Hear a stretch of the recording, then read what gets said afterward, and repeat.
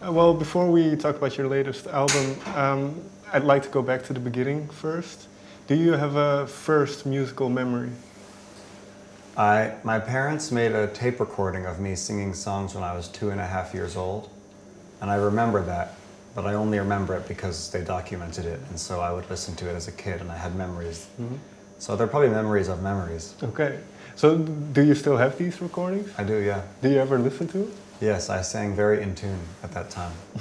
Okay, so, but I believe your parents were folk musicians. So was it kind of, well, expected isn't the right word, but were you kind of... It was an environment of total musical immersion. Mm-hmm. It was always constantly going in the house. There was always sound. I also remember my dad played as a very... my dad is like a beginner trombonist for life. Okay. Lifetime beginner on the trombone. And he had a brass band, and they would sit in a circle and practice in our living room. And I would, when I was 3 years old, I would take a nap in the middle of the circle. Okay. And so you really took in all these sounds that were around you. True. Were there maybe certain records or certain instruments, I should say, that stuck out for you at that time? When I was about 3.5 or almost 4, they said, would you like to learn the fiddle, the violin, you know? And I said yes.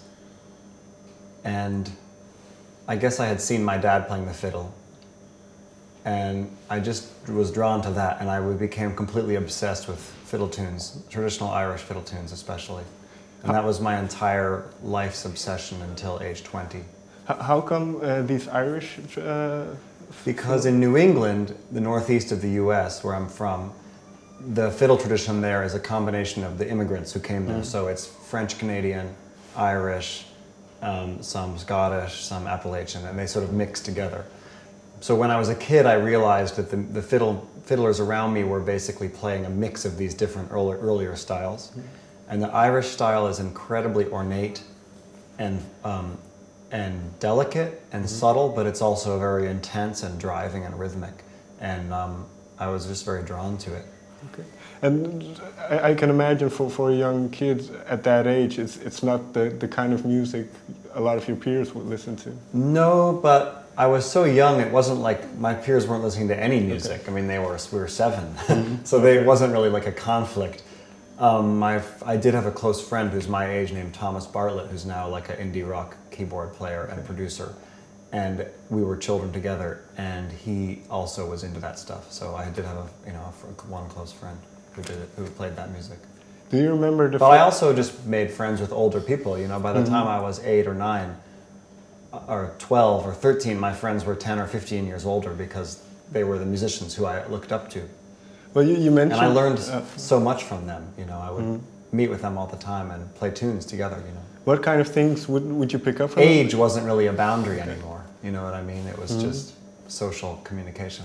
Well, what kind of things would they transfer on to you? Was it techniques in playing? Or? Yeah, I would ask them, or even just listening to music and analyzing, discussing albums, you know, talking about music with them. But yeah, I would learn tunes and listen. I'd go sit at their concerts and listen. They actually mostly played for dancing, like a folk dancing. Right. So these 4-hour wild dances, they'd play for 4 hours straight, and I would most people are there to dance, but I would just sit on the stage and watch the fiddle player and watch the decisions they made as a group, you know, the creative decisions.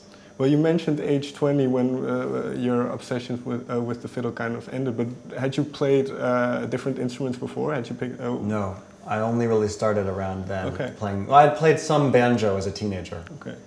I just played occasional banjo. Banjo is an instrument that you don't really learn, you just keep one nearby. And I kept one nearby as a teenager. And I didn't really quite know how to play it, but I was learning by the time I was 20. And then I started guitar at that age as well. Well, why this change? Why no longer just the fiddle? Because by the age of 20, I had really done everything I, at that time, felt like I needed to do on the fiddle. And I felt like I was just gonna it stopped being a creative instrument, and it became more like a personal activity, like Tai Chi or yoga, right, or doing some journal writing. For me, that was playing the fiddle. Okay. It wasn't something I needed to do as a creative activity, you know, as a profession anymore. So I still play the fiddle every day, but I just do it as a personal daily Right. activity, like push-ups. Was it something then that's also... Or like doing a crossword puzzle, or, you know, a daily game of ping pong or something with your friend. Right, just something for yourself. Just Yeah. But was it then also, because you mentioned it was largely the Irish traditional music that you were into, did it expand then because of the banjo and picking up the That's guitar? a very good question. What happened is that as a teenager, there was a big divide in my life between what I listened to and what I played. Okay. My playing was exclusively traditional fiddle tunes. My listening was, by the time I was 15, my listening was primarily Miles Davis, John Coltrane, Yo La Tengo, Ardo Lindsay, Albert Eiler, Chris Whitley, you know, all these different powerful musicians of all these different styles. Right. Mark Ribot, and especially a lot of really intense, you know, saxophone-based free jazz, which I loved, and the music of the late '60s, mid-'60s, you know, for the saxophone music of that time. And so there was this big disparity between my playing and my listening. Okay.